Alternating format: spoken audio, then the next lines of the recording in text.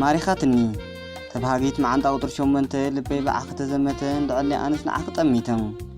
ቀትር በሓሳብ ለይቲ ብሕልምክሻ ወጋሕታ ኩሉ ግዜ ዘይፍልያ ሰሓብ ጨዋታ እናተረኣየን ደርግስና ፍሬዕ ዓይንታን ቆንጆ ናተ ኢሉ ልበይ ዝመረፃ መወዳድርቲ የብላን የላን ትበልፃ ሬው ዕልካያ ጎደሎ ዘይወፃ ናይ ብሓቂ ሽኮሪና ጠስሚ ዘሕፍስ ገፃ ንዓን ተርኢ ብዕጥፊ ውስኹ ቅዕት ልበይ ፍቕራ ሰርሲሩ ኣቲና ውሽጢ ደመይ ክሳብ ምቁፃር ዝኣበ ውሽጣዊ ስምዒተይ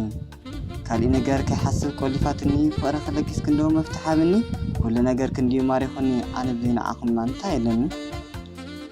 ተኸናኺና ከዕቢ ናይ ፍቕርና ዕንበባ ተስሚ ልበይ ክሰቲ ከሰስኖ ትፀባ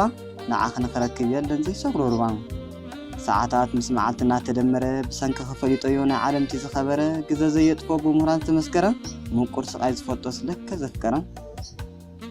ልዕሊ ኩሉ ዓርሲ እምነታ ልቢ ዝሰርሕ ቆላሕታ ብደውካ ዘፍስስ ፍሽኽታ ኩሉ መሊህዋ ጎይታ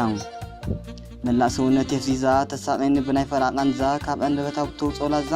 ሸውና ብረት ካምበዋዛ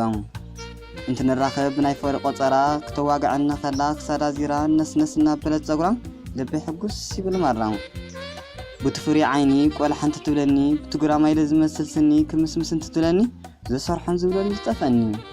ኩሉ ነገራ ጽባቐ ጸባያ መወዳድርቲ ዘይብላ ብልእተይ እንድያ ሞዴል ናይ ደቂ ኣንስትዮ መርኣያ ልቢ ሄበ ኣነስ ንሓዳር ተመንያ